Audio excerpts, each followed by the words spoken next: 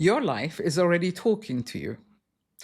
What has life been trying to tell you, to show you, but you've been too busy to notice? This is what we're going to talk about today, because we spend a great deal of our lives searching for answers. We ask other people for advice, we read books, we watch videos, we search online, hoping that someone somewhere has the answer that we've been looking for. Yet, one of the greatest discoveries I have made over the past few decades as a life mentor is that life is already responding to all of us all the time. It is constantly giving us information. The question is not whether life is speaking, the question is whether we know how to listen. Life rarely speaks in words, it speaks through interactive experiences, through patterns, through timing, through the people we meet, through the opportunities that appear, and sometimes through the opportunities that disappear. It also speaks through us, through our body, through our emotions, through our thoughts and beliefs, through the choices that we make and the results we create. Once you begin to recognize that language, you stop feeling as though life is happening to you. Instead, you begin to understand that life is showing you, guiding you all the time. This is why self awareness is so important. It is not about analyzing yourself endlessly. It is about becoming aware enough to notice the feedback that life is giving you. Over the past few years, I've put together a methodology that brings all of our bits together, if you like. It stands for BEMA. It stands for body, emotions, mind, belief system, and accountability to action. I often describe these four dimensions through what we experience in life. They are also the four places where communication with life takes place. Let me show you what I mean. Sometimes the first messenger is your body. We pick up things immediately in our body. But suddenly, for example, you cannot sleep. Suddenly, you're anxious. Suddenly, you're elated. Suddenly, you develop headaches. Suddenly, your shoulders become stiff, or your neck, or you feel exhausted even after resting. Your body is not working against you, it is asking you to pay attention. Our bodies are incredibly intelligent. Long before the conscious mind accepts something is wrong, our body knows. It picks it up first. It reflects the life and the lifestyle we are living. The second messenger is your emotions. Many people think difficult emotions are a problem and must get rid of them as quickly as possible. I see them differently. Emotions are information. You're reacting to something. That means it matters to you. They reveal what you have not yet healed, integrated, or even where it belongs in your life. When the same emotional reaction keeps returning, it is worth becoming curious about it rather than critical. What this emotion is trying to tell you is what you should be asking. Where does it need my attention? The third messenger is the mind. Our beliefs quietly shape what we experience in the world. Two people may experience the same situation, but interpret it completely differently because they are looking through a different lens, through a different belief system. Sometimes life keeps presenting us with similar situations so that we can understand what is going on. Instead of questioning them, we question what are they showing us. Perhaps we believe that we are not good enough. Perhaps we believe success always comes with sacrifice. Perhaps we believe that we have to please others before we can choose ourselves. Until we become aware of our beliefs, these experiences will continue to repeat themselves.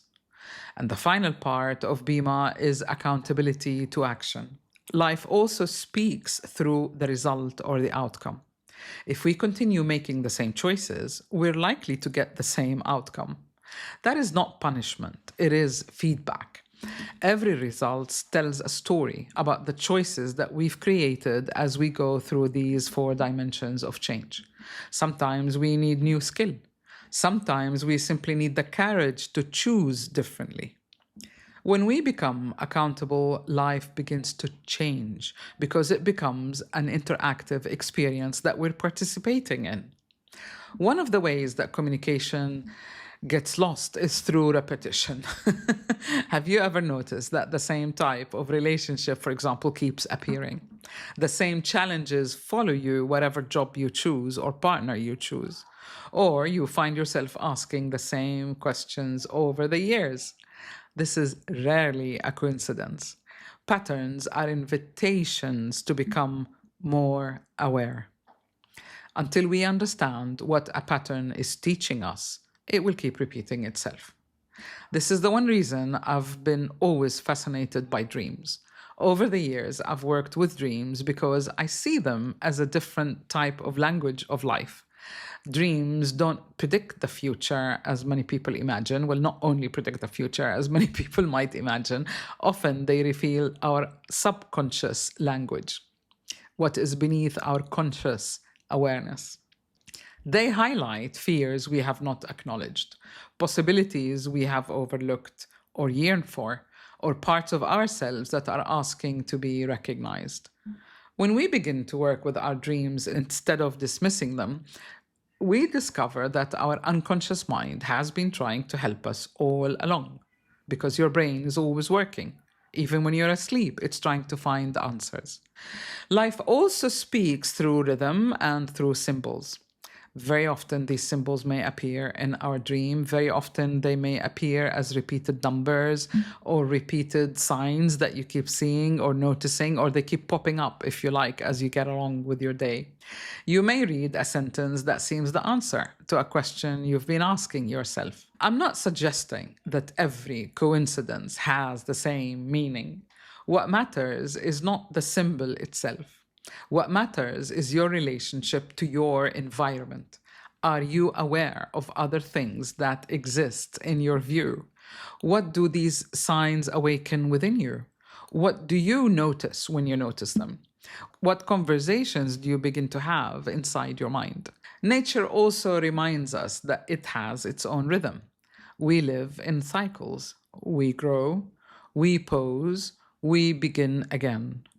No season lasts forever. Spring doesn't apologize before it arrives. Autumn doesn't resist letting go. Winter doesn't worry because everything looks still. Nature trusts its timing. Perhaps we should feel less anxious if we remember that our own life also mirror these cycles and seasons. There are seasons for learning. There are seasons for building, for waiting. There are seasons of letting go, seasons of beginning again. The moon reminds us of this as well.